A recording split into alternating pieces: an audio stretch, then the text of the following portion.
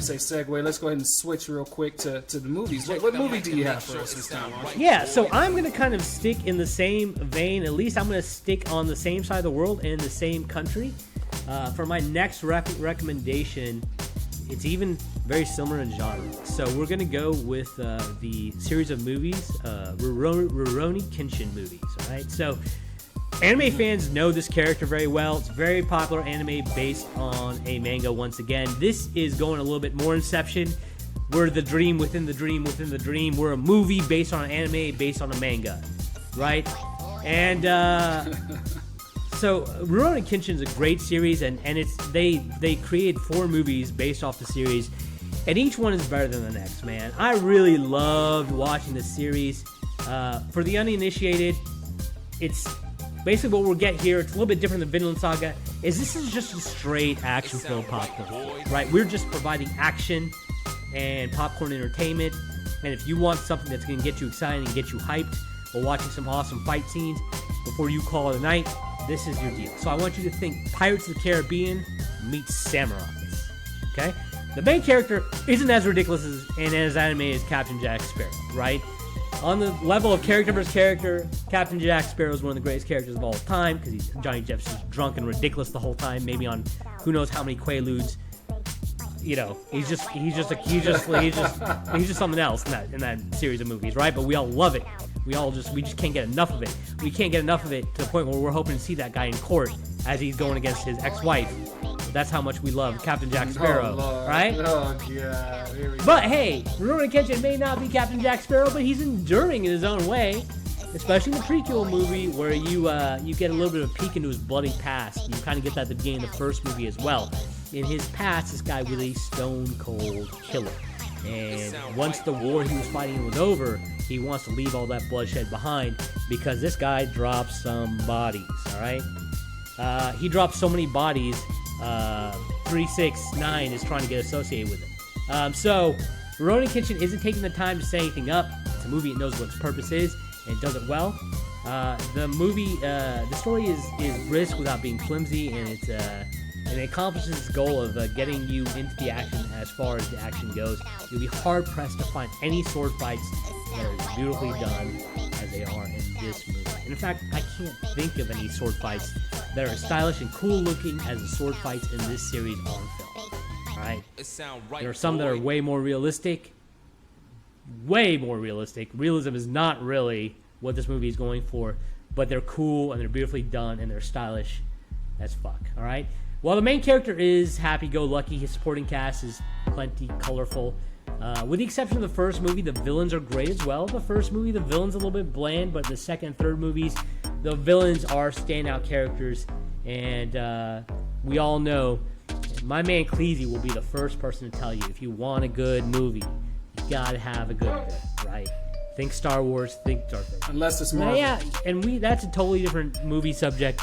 Marvel gets away with it, but for most standalone movies where you're not just setting up a comic book movie, you need a good villain, and the second, third movies give you that. So, Rurouni Kenshin, once again, if you're looking for a good popcorn action flick, something that's a little light, something that you can watch with the whole family, except for the last movie where there's a lot of blood, you can watch this set of movies, and I think you'll really enjoy it. So, let us know if you like it, or let us know if you want us to review it. I got some questions for you regarding this. So how many, you said series, how many there's are 4 there? movies. They are individual movies. They're not a series where you have to follow one up with the other. The movies do take place sequentially, one after the other, except for the 4th movie, which is a prequel. But you also need the context of the character in the first 3 movies to really understand and appreciate the transformation he makes in that prequel from who he was to who he is now. With that being said, you can watch them all independently, so... they are movies. It's just a series of movies, very similar to, once again, Pirates of the Caribbean. Is it the same character in all 4 movies? Same guy playing it? Same main character, same actor. So I haven't watched them. You mentioned to me before, and I remember I was watching that girl put me on that anime. What was it, Sword of the Stranger? Mm-hmm. When they had that fight scene at the end of it, I was like, yo, man, she put me on this fight scene at the end of this movie was so dope, man. And then she mentioned this to me, and I remember you mentioned it to me as well. So this is something I need to jump on as soon as possible. And are all 4 on Netflix, or is all 4 on Netflix? All 4 on Netflix for you to enjoy. Okay. And like I said, man, I would love to get your thoughts on those sword scenes because I can't think of any off the top of my head that are as good as any of the fight scenes in any of those movies, and they get better, right? Of course, they're a little, like I said, they're ridiculous, not realistic. You could probably go to the original Seven Samurai if you want a more realistic fight scene, but even then, I mean, what a lot of people don't understand is with katanas, they weren't meant for sword fighting. The reason that the 7 folds in katanas exist is because the quality of iron in ancient Japan was really low, and if you clash blades on the katana too often, it really degraded the weapon to where you couldn't even use it. So katanas were meant for quick battles where you just get 1-2 strikes and then kill your foe right away. And so, yeah, that's all great for history, but like, we ain't trying to watch that shit. We want to see people clash swords. We want to see them have cool, beautiful movements that we could never do in real life. And we want some fast action where people are slicing each other up.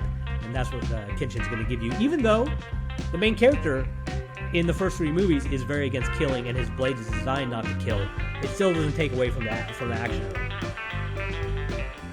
Okay, and kind of like, I'm going to speak for detractors real quick, because, you know, what we don't want, you know, the reason I haven't watched it, I'm going to be honest with you, you watch like manga, animes, The Dream Within a Dream Within a Dream, like Bleach, and what's the other one, Attack on Titan, and you know, the one with the brothers and stuff like that. No, those didn't translate too well in film, you know what I'm saying? So what would you say the difference is, you know, between that, like you're putting your reputation on the line right now, Ancho.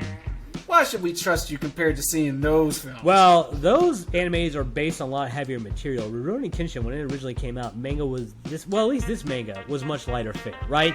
And so it lends itself to these movies really well because, once again, these movies aren't trying to be heavy-handed or serious. They definitely do tackle some serious themes in the 3rd and 4th movie, but it's not really for that. It's so basically the plot just exists to move you forward for the action, and that's how the original anime was as well. It was just really action-filled and was trying to get you to the next fight scene and keep you entertained as a reader. And so it translates well to this movie. Also, unlike Attack on Titan, it's not like the bad guys are giants that look like, look like cadavers. So you don't have to worry about horrible special effects ruining your enjoyment of the movie. And lastly, the cast is good. The guy that plays Rurouni Kenshin, he's got a lot of charisma. He looks great on screen. He pulls off the action really well. And it's not action where you need to be some sort of big masculine guy in order to pull it off, because the sword fight is very subtle, it's very fluid, and so the fact that he's very lithe lends itself to making the action look good on film, and it doesn't really take you out of the moment. So, yeah, I think, listen, I didn't like the movie versions of those movies either. I wouldn't blame you if that's the first thing that comes to your mind, but put that aside. You're going to enjoy the movie, and I think if you go online and you look at what a lot of fans of the anime and manga think, they really enjoyed the movies as well, and so that'll just kind of back me up on that. Okay, cool. All right, man, all right. So for the movie, the movie that I'm going to do today is going to be, it's a lesser known movie on Netflix, and I think that it's criminal that this movie hasn't been watched more. And I know a lot of people, you know, the title may take away from it, or even the subject matter, but I am doing The Witch Part 1 Subversion, and this is directed by Park Hoon-jung, who did New World, South Korean film. I'm big on South Korean movies, and what this movie is I don't want to take too much of the surprise away, but the movie's obviously called The Witch, so that's just saying a lot. So it's about a girl who goes on a show like American Idol or something like that, and you know, the story unravels from there. She goes on American Idol, she's seen on national TV, and it's like Firestarter, where they're like, oh man, there she is, and people start hunting for her. That's all I'm gonna throw out there right now, because I want people to go into this with a blank mind like I did. But I will say this. The way that this movie ramps up to the end of this movie, I think is one of the, you know, great treats on Netflix, because you go in with low expectations, you watch it, the acting's great, the visuals are great, and then the action in the end is awesome. Just how they put this movie together. And this summer, this is kind of like you know, with my last one with Manifest, this summer they released The Witch Part 2. I haven't seen that one yet. I'm interested to see how that goes. But I definitely think that this is a film, and I'm going to be purposely vague, that if you like superhero movies, if you like action movies, if you like revenge movies, if you like special effects, if you like movies that have, super powered characters and things of that nature. And this isn't a witch movie like Witchcraft, where it's going to be like, tying wood figures up in trees and, stalking people. It's not a horror movie. It's more or less like an action movie, but it's a different take on an action movie, or superhero movie, I should say. It's more or less like a superhero movie, like Captain America, like a Korean Captain America with a female lead. But it gets legit, and it gets legit fast. And once it gets going, that main character, the girl, what's her name? I can't pronounce it, so I don't want to say it wrong. Kim Dae-mi, she's legit, man. And I like this movie a lot. I like the villains. I like the story. I like the mythology. I like the way the director filmed it. And it's low budget too, But the way that he was able to pull it off is kind of like a Deadpool low budget, to where you're like, okay, I know that they didn't put that much money into it, but for what's on the screen, it works. And I definitely can passionately say that this is an underrated gem on Netflix. Go watch it as soon as you can. It's only about an hour and a half. You won't be disappointed. I'm eager to see what you guys think about it. Ansel, have you seen The Witch? I have not, and I'm excited to watch it because that description sounds awesome. And if you mispronounce the name, I just want to let everybody out there know that when you fill out your cancellation forms to get him canceled, the name is Cleasy. It's not me. I had nothing to do with the mispronunciation of that name. I'm sorry to any and all Koreans who were offended by the pronunciation of that name, unless it's correct, and then I'll take all credit. Hey. Yo, that series sounds dope, and I like how you left it vague, and I like the way you described that as being a Korean take on superhero movies, because let's be real, Koreans have been wiping the fucking floor with us when it comes to making movies, and I haven't seen them do a superhero take. I'm sure they're out there. I haven't seen it. And so the fact that they do a superhero take gets me really excited. I'm going to go watch that shit right away and see how they do it better than us, because that's just what they do. By one, let's go ahead and play the role of detractor. It's a detractor I do not want to be, but we have to throw this out there, okay? We definitely get a lot of people that as soon as they hear female lead in action movie, they automatically tune out, right? They automatically say, oh, I'm not going to believe it.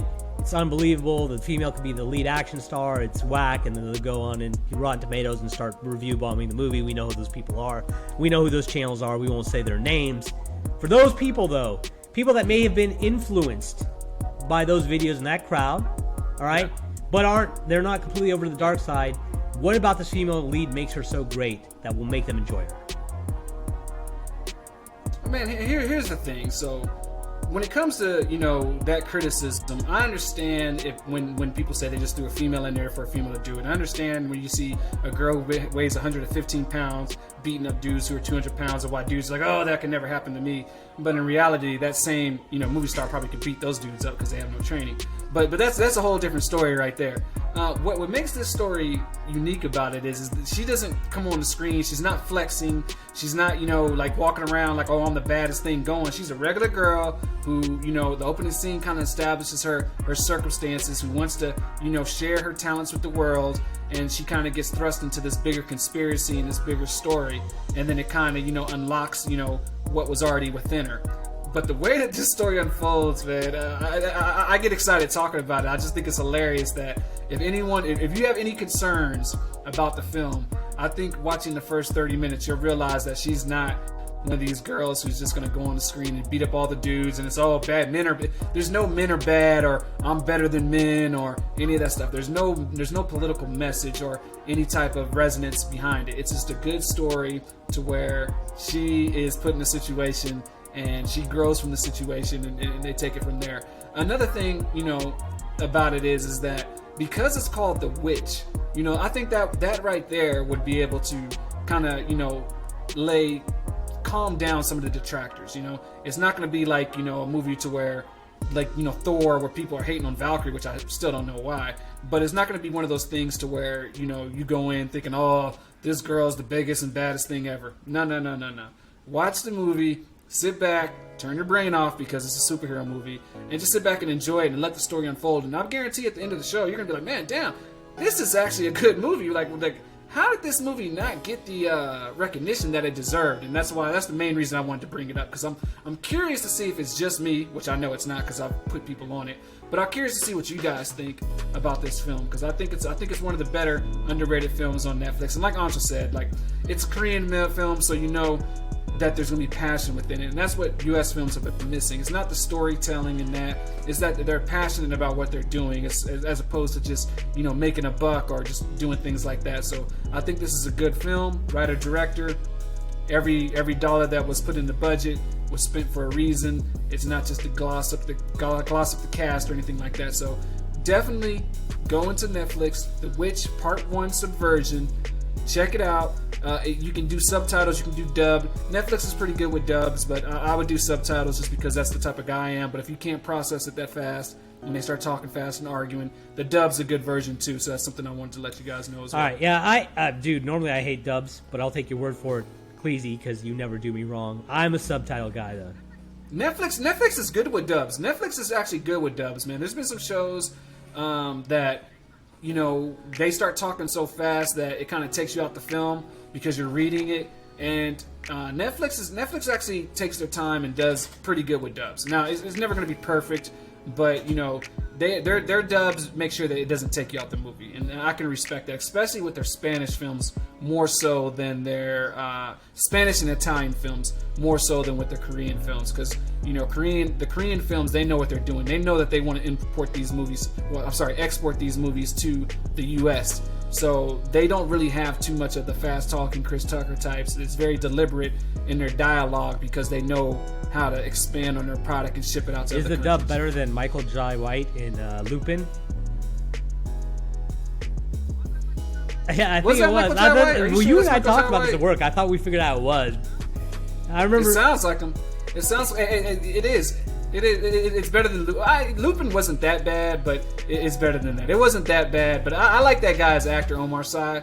I think he's pretty cool, man. He's doing a lot of good things over there. But you're right. Some of his dubs in his movies take away from his performance. But when you watch the original, you're like, damn, this dude's actually. He's actually a very charismatic actor, but yeah, it's better than that. It's better than that. Yeah, no. And to back up what you said about understanding when people hate on female leads when there's no good story behind it. Yeah, we're the same way, guys. Like, we're not trying to take any side of the political aisle. We're here to watch movies with female leads, but give us a good story too. Don't just make it, hey, the woman's awesome because she's just better, and that's just the way it is. And all men are inferior. We're not trying to watch Charlie's Angels. But if you give us a good, strong female lead with a good story behind it, we don't care. We're just trying to watch good movies here. So it's been proven that works. That sure. strategy works. They've proven it over and over 100. And over. What it is Marvel got too big, and this is kind of a segue. Marvel got so big so fast that they felt as though they're alien. Okay, so I'm gonna put it in hip hop terms. Busta Rhymes was a rapper who never really rapped to women, right? And Busta Rhymes, he was alienating his audience. So then he went to the side to where he almost started rapping every song he made after Put Your Hands Where Eyes Can See. If you're not a hip hop fan, just bear with me. He kind of overcompensated, overcorrected, and most of his songs became those pop song, dance songs, and he's never been the same as what he was before. What Marvel to me is doing is what I call an overcorrection, to where yes, we want to get females involved. We want to, get little girls to make them feel good. And I see their complaints, but it's not valid in all of their complaints. Because now it's just like, oh, I see a female, I hate her already. You know what I'm saying? And that's kind of what drives them to keep on doing what they do. Yeah, man, some people just got to get those hate clicks, right? But, we're all about... we're all about just good movies. And so, The Witch and The Witch Part 2, I'm excited to see it. Definitely sounds like a cool flick. I haven't seen The Witch Part 2. I haven't seen The Witch Part 2. It came out in South Korea. I mean, you can get it, but I don't want to, go through those avenues to get it. But I'm gonna wait till they get it to America. But The Witch Part 1 Subversion, that is my movie. Hey man, if it gets enough views on The Witch Part 1 Subversion, Witch Part 2 will be on there soon. So that's what we need. So definitely, if you like it, yes sir. Make sure you like and subscribe to this video as well. We probably should have thrown that out earlier, but definitely go and like that movie on Netflix. That way we can get part 2 out, and we can watch and review both. And all right. sir. So that's what we Yes, got sir. for you guys today. right. You know, we hope you check out all our recommendations and enjoy them. And once again, if there's something that you like better or something that interested you the most, leave it in that comment section. Hit that bell up top to subscribe and get notified of future videos. And we hope to come back and make this a regular thing next time. Our boy V-Dub will be with us.